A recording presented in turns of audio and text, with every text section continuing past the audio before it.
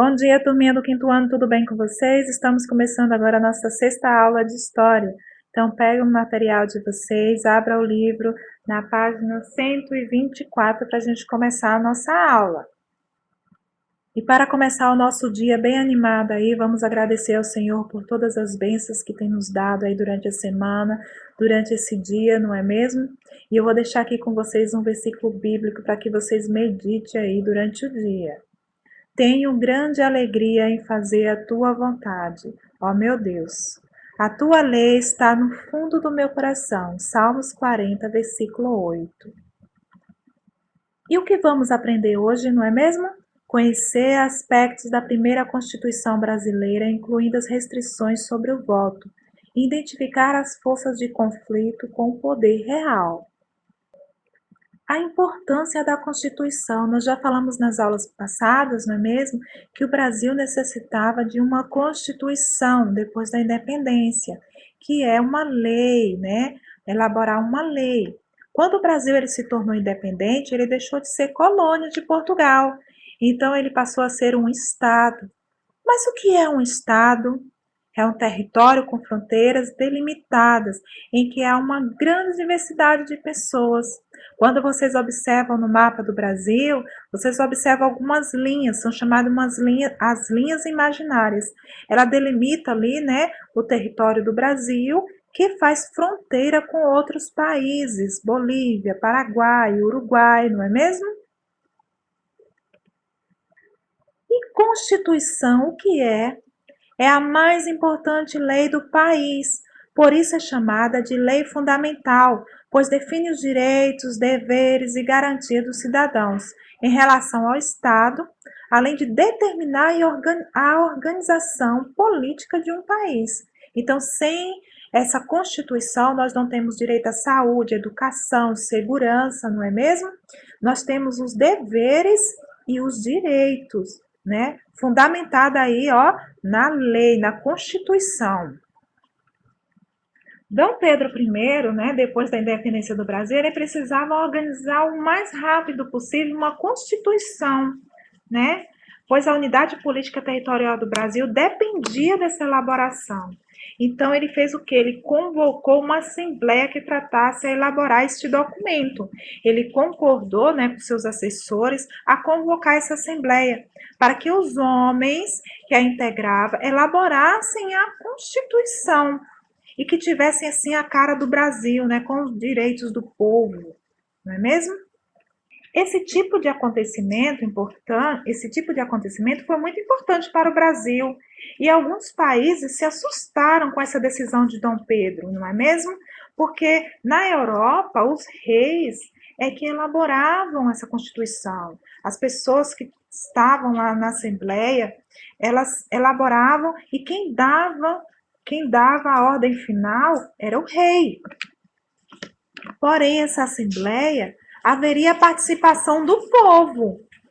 Mas essa Assembleia foi convocada, mas somente quem poderia participar dessa Assembleia era os homens que tivessem no mínimo o equivalente a uma determinada quantia de farinha de mandioca. E quem é que tinha essa quantidade de farinha de mandioca? Apenas os grandes proprietários de terras e donos de escravos teriam essas condições. E será que o imperador Dom Pedro I ficou satisfeito com isso? Lógico que não, né? O poder dele seria diminuído. Ele estaria dando poder a esses grandes fazendeiros. Somente os grandes fazendeiros, os donos de escravos, é que teria sua vontade aí concebida, não é mesmo? Por exemplo, ele queria abolir a escravidão no Brasil. Mas se os fazendeiros usavam essa mão de obra escrava, como é que eles iam concordar com isso? Não iam concordar, não é mesmo? E quem ficou de fora dessa votação? Os escravos, as mulheres, as camadas populares. Não teriam direito de participar do governo do país e de escolher pessoas que representassem suas ideias e opiniões. Esse povo ficou de fora. Então, essa Constituição, ela desagradou o imperador, né? Que não gostou de ver o seu poder aí diminuído. Esse projeto de lei aí, ele ficou conhecido como Constituição da Mandioca, mas acabou sendo cancelado pelo imperador Dom Pedro I. Então ele propôs que houvesse uma nova Constituição, que fosse repensada por um grupo diferente. E esse grupo diferente aí seria a Comissão Imperial, né, que elaboraria a Constituição de 1824. Agora você já pensou no que significa todo cidadão brasileiro poder votar? Como acabamos de ver aí no início da história de nosso país, só alguns homens podiam votar, não era mesmo? Aqueles que tinham uma determinada quantidade de farinha de mandioca. Mas hoje no Brasil, né, o voto, qualquer brasileiro tem o direito de dar sua opinião a respeito de quem representará melhor a necessidade do povo no governo. Hoje nós escolhemos o nosso presidente.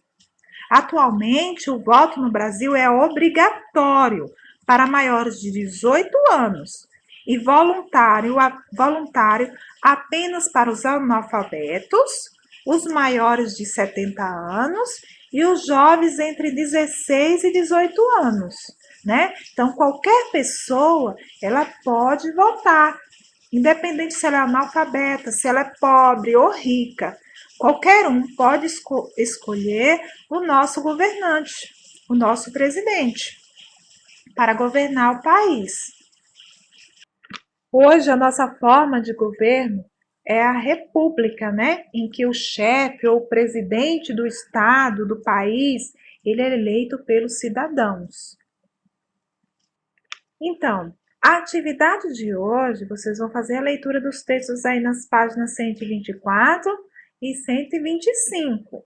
E também tem uma pesquisa na página 126, né?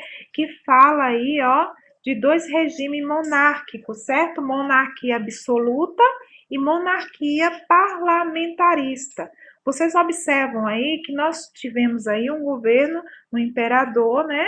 E ele convocou uma assembleia que dava direito aí à população também o direito de voto, certo? Mas o nosso poder aí era monárquico. E vamos ver aí esses dois tipos aí de monarquia, monarquia absolutista e monarquia parlamentarista, tá certo? Vocês pesquisem aí para ver a definição aí desses dois tipos de governo, certo?